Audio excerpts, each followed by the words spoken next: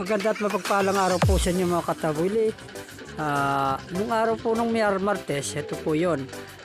Starting po kami ng trabaho. Dito po sa barangay Kinagatan, Binangonan, Rizal. Ito po aking kasama, si Aren Tuason po. Rinan Anyes po yan. Talaga naman. At ito po kami mag-uumpisa na. Ito nga po, kasalukuyang dala na namin ang aming armas. Ayan po ang aming armas. Ayan po, tsaga-tsaga po. At kami po ay naglakad na nga lamang po. Kasi malapit lang po naman ng barangay na Kinagatan eh. Kaya medyo tsaga-tsaga na lang po kami.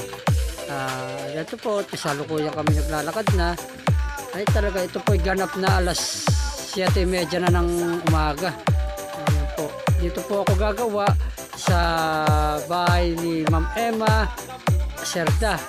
Kapatid po ni Sir Ernesto Discutido. Ito po ay naging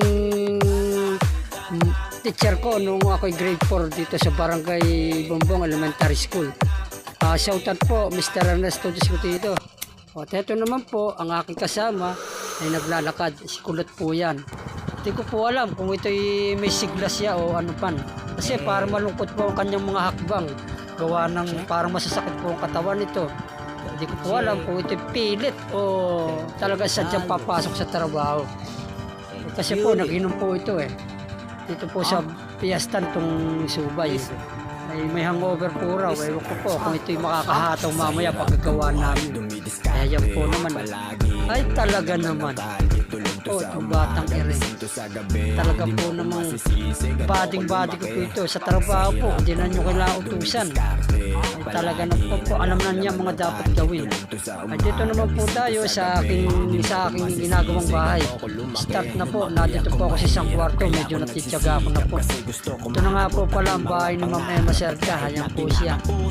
Ayan po, medyo may kulay na po siya dati.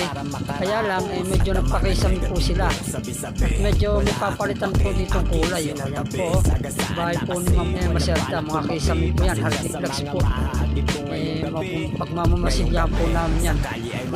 O ayan po, kasalukuyan pauwi na po ako niyan. Ito nga po, may mga nagdadaanan dito mga single na kung tawagin po sa ibang lugar ay habal-habal. Ayan po, ay talaga naman. Ito po, yun po ang hanap buhay ng mga taga rito sa amin.